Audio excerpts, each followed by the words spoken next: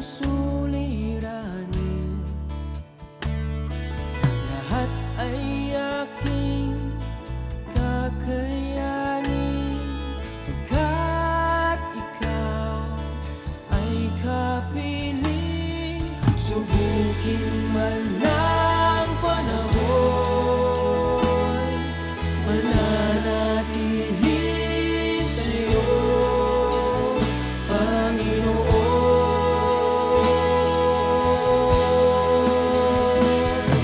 Walang alinlangang maglilingkod, walang pangambang sa'yo ay susunod.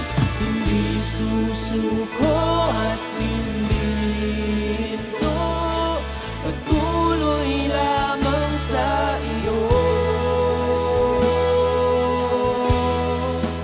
Panginoon.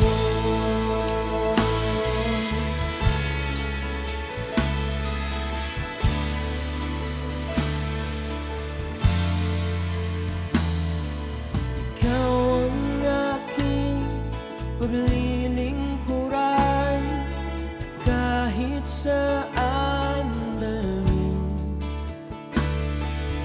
Ikaw ay lagi kung susundin, anuman ang suliranin,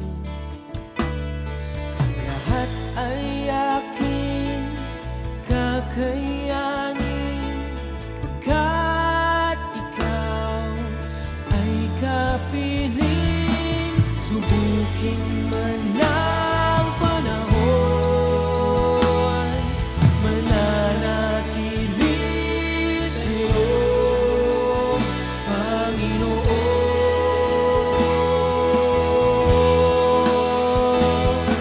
Walang alinlangang maglilingkod, walang Magandang gabi.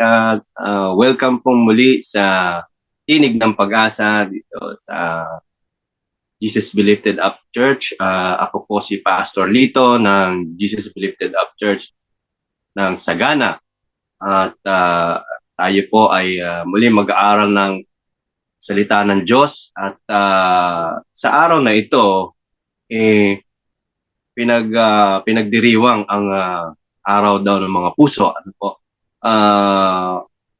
Well, masasabi ko lang, sino nga ba yung tunay na Diyos ng pag-ibig?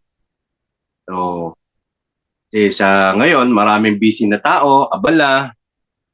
Yan, nakita ko nga sa mga balita na sa Dangwa, maraming bumibili ng mga bulaklak, pangregalo, no? At iba naman, chocolates, at yung iba sa mga mall, no, abala sa mga events, no, dahil nga daw ay yun ay araw ng mga puso.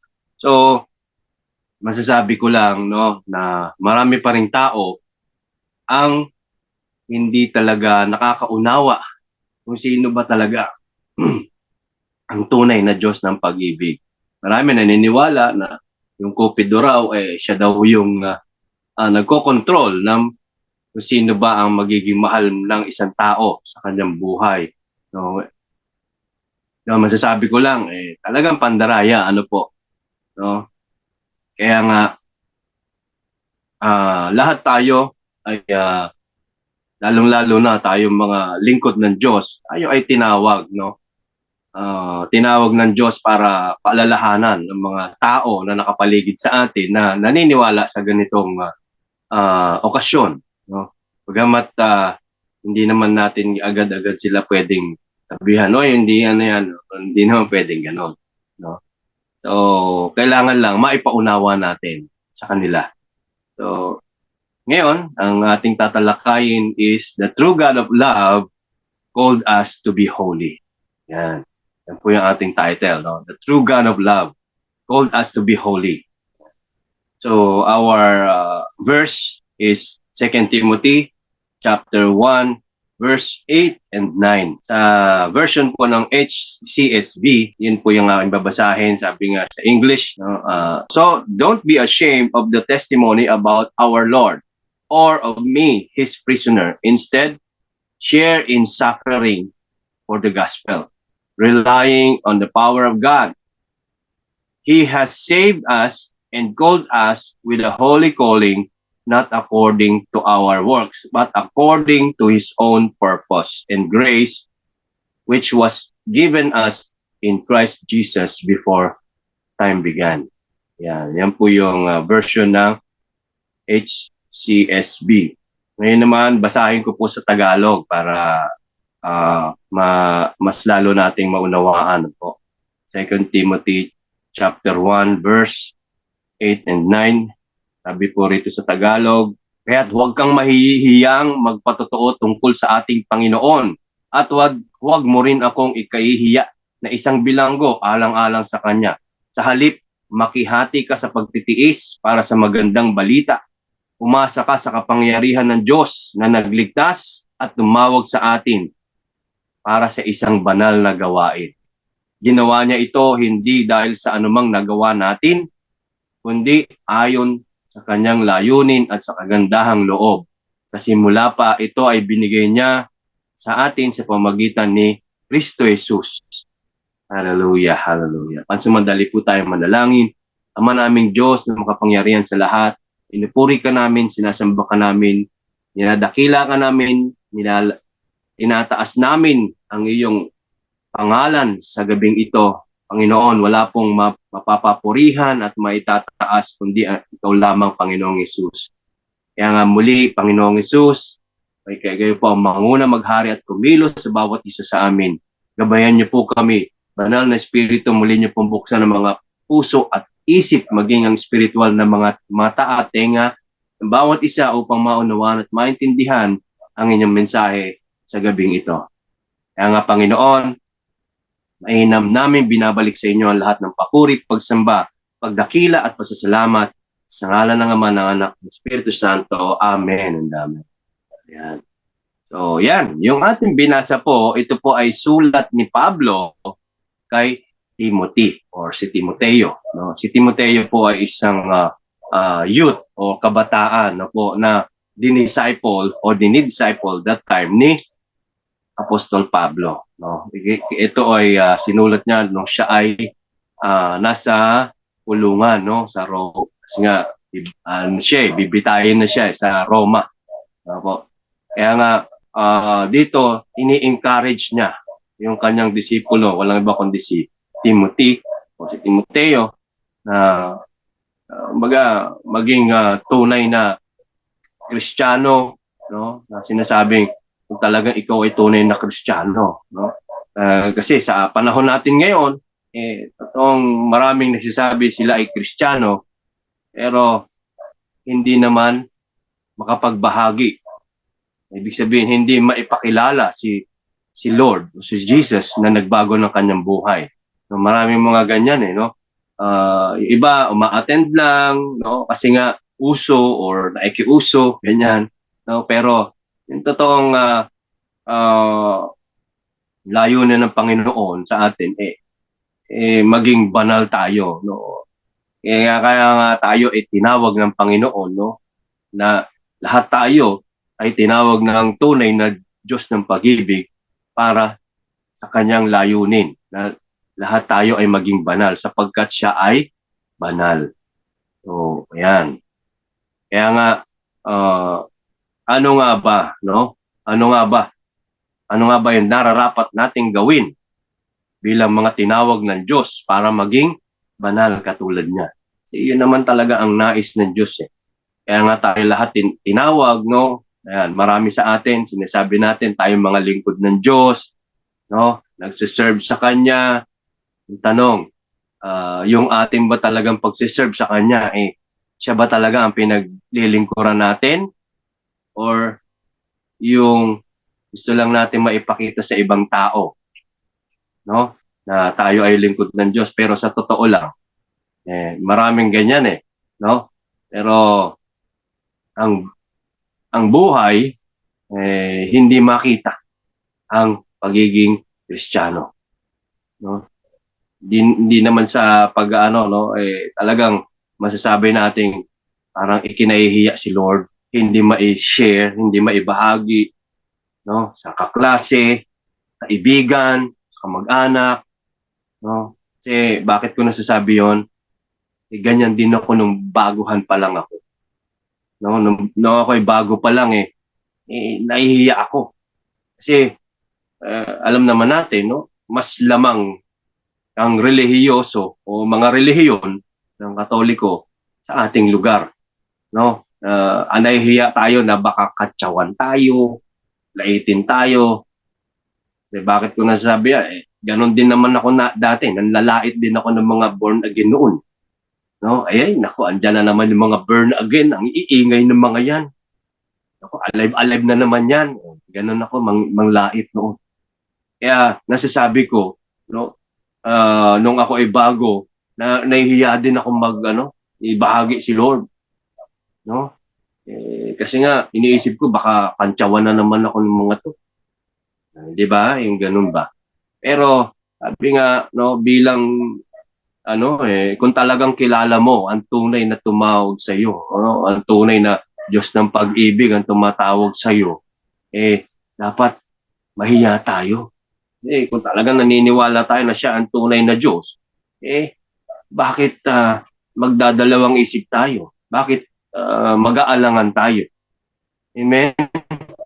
Kaya nga dito, no, sa sinulat ni Apostol Pablo para kay Timoteo, ini-encourage niya si Timoteo, no?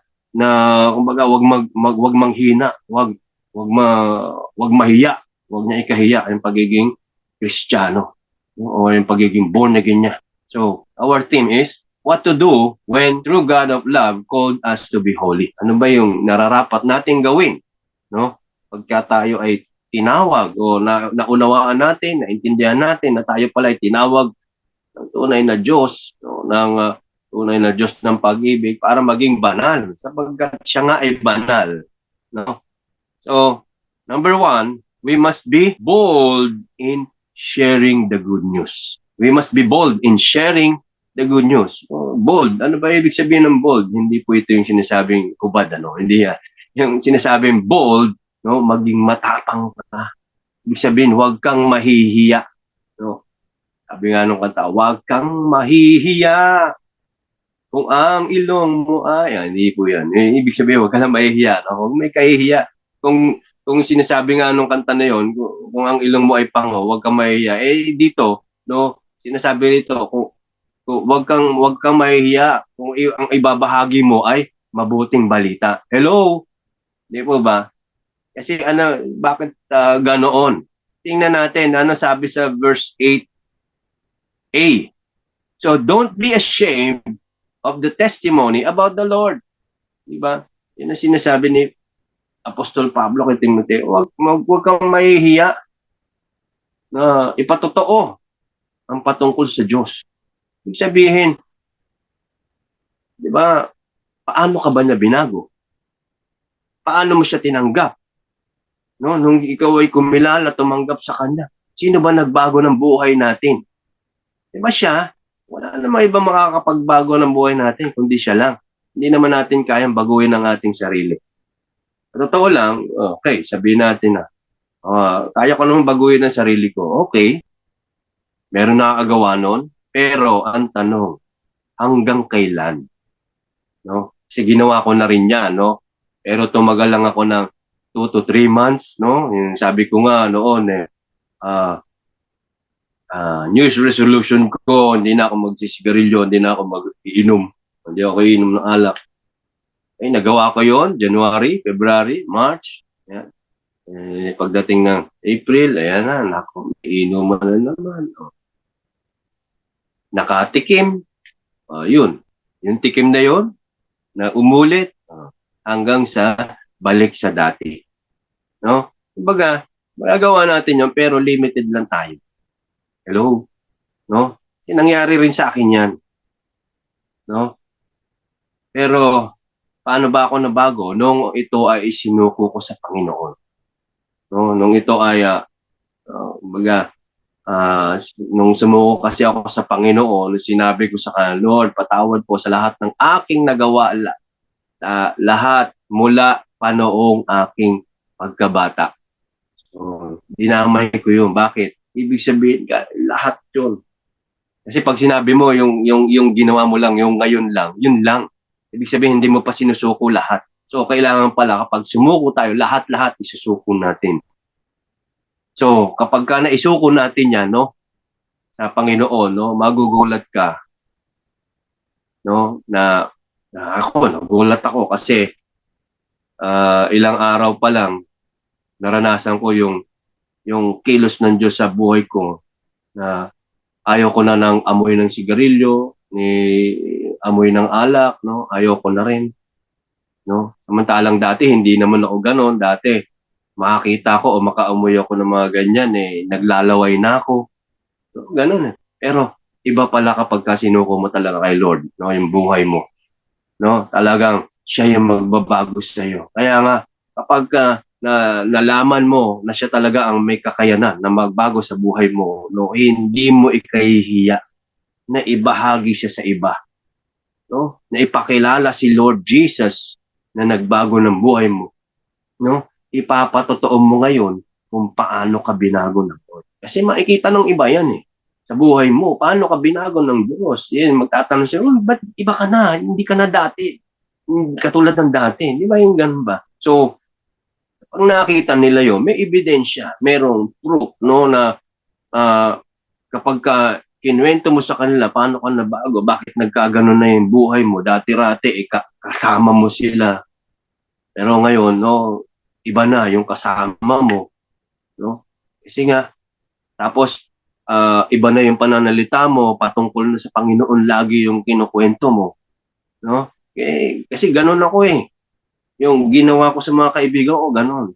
Kaya kung dati-rati, niyayaya nila ako kapag ka mga may birthday, no? Dati-rati, kailangan sasabihin sa akin, kailangan, hindi nga mawawala, birthday ko, kaya sa mga okasyon, ganun ang sinasabi nila sa akin noon. Oo naman, attend ako dyan. Pero ngayon, hindi na nila ako niyaaya ng ganun kasi baka raw basahan ko sila ng Biblia, no? Pero, ako naman, hindi ko ikahihiya yun.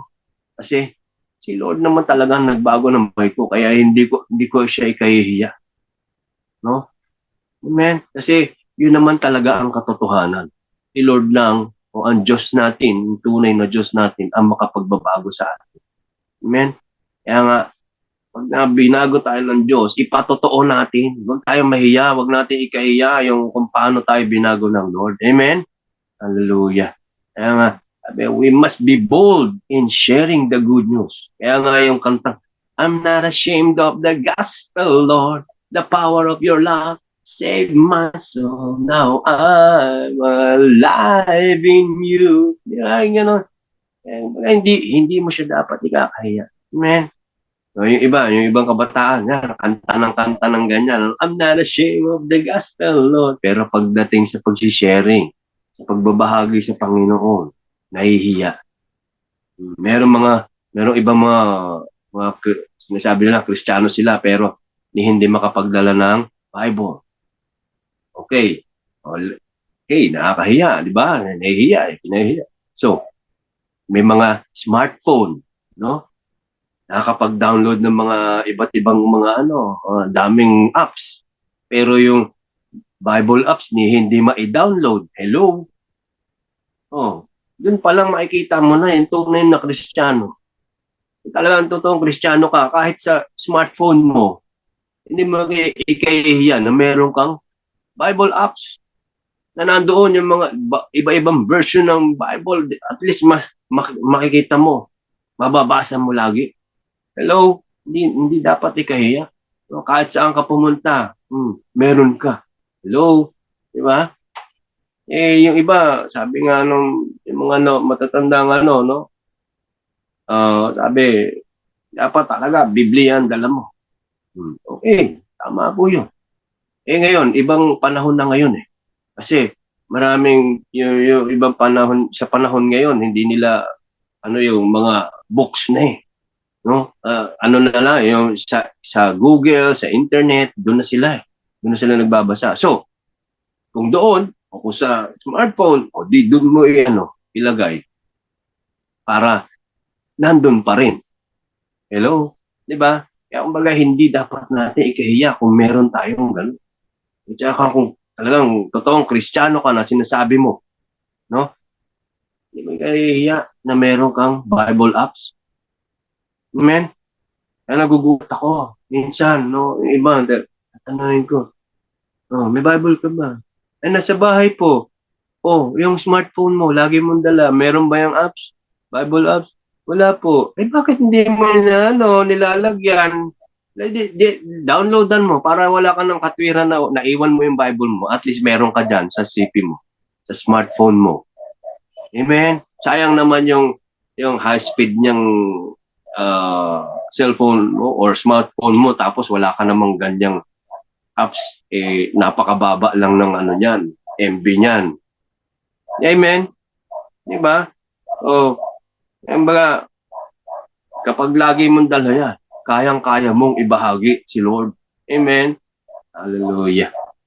Then, pangalawa, second is we must be brave in partaking suffering for the gospel. You know, we must be brave in partaking suffering for the gospel. Ibig sabihin, ganun din, no? Ganun din, dapat matapang tayo na harapin yung mga pasakit o hirap na nararanasan natin para sa gospel. Gospel is the life of Jesus. Doon natin makikita, no, sa verse 8b, na sinasabi doon, or of me, his prisoner, instead, share in suffering for the gospel. Sinasabi ni Apostol Pablo, no? Kahit na siya bilanggo, no? Bilanggo ng Panginoon, no? Kahit na siya ay nakabilanggo, nagbabahagi pa rin siya, no? Kahit nahirap yung kanyang kalagayan, no? Binabahagi niya pa rin yung kabutihan ng Diyos, no? Binabahagi niya pa rin si Jesus sa kapwa niya mga bilanggo. Hindi lang yun. Kaya nga siya sumusulat eh. Kaya nga itong mga binasa natin, no, sa Bible verse, sinulat niya yun eh. Amen. Kaya niya sinulat yun para maibahagi, hindi lang sa panahon nila, hanggang ngayon sa panahon natin. Kaya napakahalaga po ng pagbabasa ng Biblia kung saan, no, hanggang ngayon, nakikita natin kung paano tayo ginaguide ng Diyos. Amen. Yun ang tunay na Diyos ng pag-ibig. Kasi ginaguide niya tayo sa buhay. Hindi katulad nung Cupido, no? Ano yung gamit niya? Bow and arrow. Ano ba ang nagagawa ng arrow sa totoong buhay? 'Di ba? Pag pinana ka, deads ka. Lalo na kung sa puso ka papanain. Eh, pandaraya yun eh. Tapos yun eh, papanain ka eh, sabihin, ano, magkakaroon ka ng pag-ibig sa isang ganito. Hindi yun. So, ibig sabihin, kahit na nakakaranas ka ng pasakit o hirap, no? Ayaw mong magtiis, no? Kaya mong harapin ng may tapang lahat ng 'yan. Amen. Para sa pagbabahagi ng salita ng Diyos. Sa pagbabahagi ng kabutihan ng Diyos sa ating mga buhay. Kahit na mahirap, ibahagi siya. Sige lang, gawin mo yan. Kasi ginawa na nila yan eh. Sila nga yung mga example natin. Sila Apostol Pablo, yan. Sila Timothy. Ginawa nila yan para sa Panginoon. Amen? Kaya nga, bilang sinasabi natin na tayo yung mga Kristiyano, na tayo yung mga lingkod ng Diyos, dapat ganun din ang gagawin natin, katulad ng ginawa nila. Amen? So, kung sa panahon nila, nagawa nila yon, sa panahon natin, gawin din natin. Paano? Ito, sa pamamagitan ng multimedia, magagamit din natin yan through internet. Makakapagbahagi rin tayo. Amen? Bakit marami sa atin takot o duwag na ibahagi, no? O ayaw nang nahihirapan, gusto laging pa-easy lang. Amen. Sabi nga ni Pablo, makibahagi ka. Amen. Makibahagi ka. Hallelujah. O hindi lang si Timoteo ang sinabihan ni Pablo ro, no? Kundi maging tayo na nagbasa ng kanyang sinulat.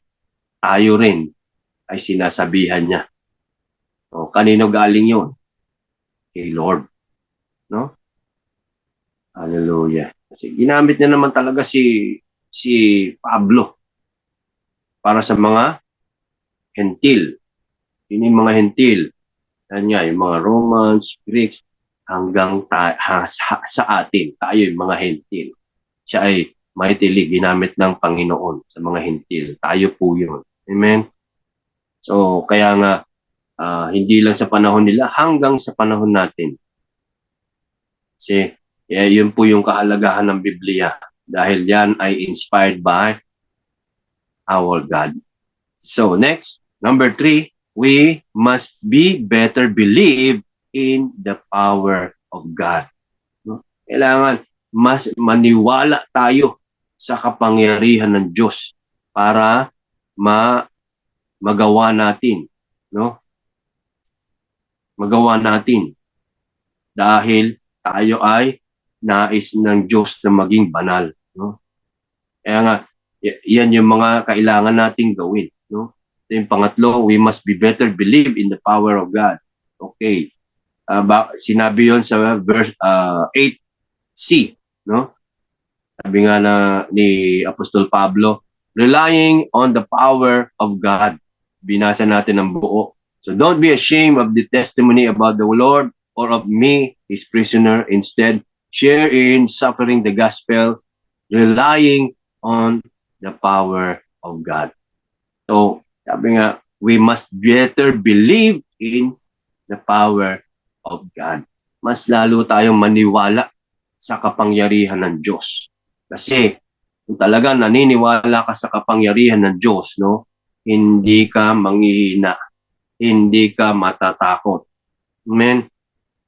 Hallelujah. Kasi hindi ka aasa sa sarili mong galing, sa sarili mong kakayanan, sa sarili mong talino. Hindi ka aasa doon, no? Kung ikaw man ay nanghihina o natatakot, no? Kanino ka dapat umasa at maniwala sa kapangyarihan ng Panginoon. O kung talaga naniniwala ka na makapangyarihan Diyos, no? Alam mo na walang imposible sa Kanya. Lahat kaya niyang gawin. Kaya lang, maraming tao o maraming Kristiyano, sinasabi nilang sila ay Kristiyano, pero kapag nandyan na yung problema, nasaan na? Munting hirap at munting pagsubok lamang, nasaan na? Nasaan ang iyong tapang? Hindi ba? Maraming ganyan eh. Konting hirap, konting pagsubok, wala na. Ngihina na. Sabi nga, kung talaga naniniwala ka sa kapangyarihan ng Diyos, no? Talagang aasa ka sa Kanya. Kasi kung tayo lang, wala tayo talagang kakayanan. Si Lord, walang imposible. Lahat kaya niya. Dahil siya ay pinakamakapangyarihan. Amen? Hallelujah. Hallelujah. Po yung the true God of love called us to be holy. Kaya nga, masasabi natin siya ang tunay na Diyos ng pag-ibig dahil siya ay concerned sa atin. Bakit concerned? Dahil lahat tayo tinatawag niya or tinawag niya. Lahat tayo tinawag niya para maging banal sapagkat siya ay banal. Amen. Hallelujah. So, in our conclusion, kung talagang kilala mo ang tunay na Diyos na tumawag sa iyo, ang Diyos ng pag-ibig, tumawag sa iyo, no? Kasi talagang kilala natin siya. Gusto lang niya na tayo ay maging banal dahil siya ay banal. Amen? So, we must be bold in sharing the good news. We must be brave in partaking suffering for the gospel, and we must be better believe in the power of God. Amen? Kaya nga, sa verse 9, no? Doon natin makikita yung sinasabi dito. He has saved us and called us with a holy calling, not according to our works, but according to his own purpose and grace, which was given to us in Christ Jesus before the time began. Hallelujah. So yan po yung ating the true God of love called us to be holy, no? Dahil yon ay sa kanyang purpose and grace. Hallelujah. Kaya nga tayo ay tinawag niya to be holy. So, what to do when God called us to be holy? Number 1, we must be bold in sharing the good news. Number 2, we must be brave in partaking suffering for the gospel. And number 3, we must better believe in the power of God. Hallelujah. So, to God be the glory. I hope muli na naman na tayo o bawat isa ay nakakain ng mabuting balita ng sa ating spiritual ay muli na naman nabusog at marami na naman tayo natutunan mula sa salita ng Diyos at napatunayan natin na totoong ang salita niya ay gumagabay sa atin sa araw-araw. Kaya nga malalaman natin na ito po ang mensahe niya sa atin, no? Bagamat sa araw na ito ay pinagdiriwang ang araw ng pagmamahalan daw, no? Pero sa atin bilang mga Kristiyano na tinawag niya ng ating Diyos, na tunay na Diyos ng pag-ibig, tayo ay nais niyang maging banal. Pagkat siya ay banal. Hallelujah. So, to God be the glory. God bless you all. Tayo po ay pansamantalang manalangin. Hallelujah, hallelujah. We praise you, we honor you. We bless your name, the name above all name of Jesus, our Savior, our healer, our provider, protector, redeemer, deliverer, King of kings, Lord of lords, Lamb of God who takes away the sins of the world. Have mercy on us, O God. Lord, patawad po sa lahat ng aming mga nagawa, na isip, na sabi, sinadya man ito o hindi, maliit man o malaki, Panginoon. Patawad po sa lahat ng mga pandarayang nagagawa ng bawat isa sa amin at kung saan maraming tao ngayon ay bulag na sumusunod sa mga tradisyon na ginagawa sa mundo dahil sa kamunduhan, Panginoon. Lord, dalangin namin, Panginoon, na buksan niyo po ang kanilang mga puso at isip, maging ang kanilang mga espiritual, na sila ay mamulat sa katotohanan, Panginoon, na lahat ng mga ginagawa na yan ay pandaraya lamang ng kaaway.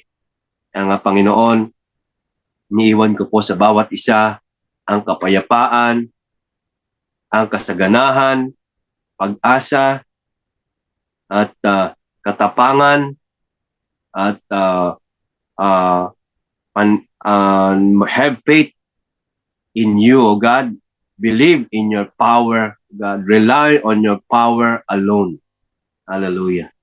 Hallelujah. And Lord, I pray na bawat isa ay magkaroon ng lakas ng loob na magpatotoo patungkol sa iyo. Kung paano binabago mo ang buhay ng isang tao. At magkaroon ng tapang na harapin lahat ng mga pagsubok, anuman ang kakaharapin, Panginoon. Kaya nga, Panginoon, wala pong may tataas at mapapapurihan, kundi ikaw lamang. Kaya maingat namin binabalik sa inyo lahat ng papuri, pagsamba, pagdakilat, pasasalamat sa ngalan ni Jesus. Amen and amen. God bless you all.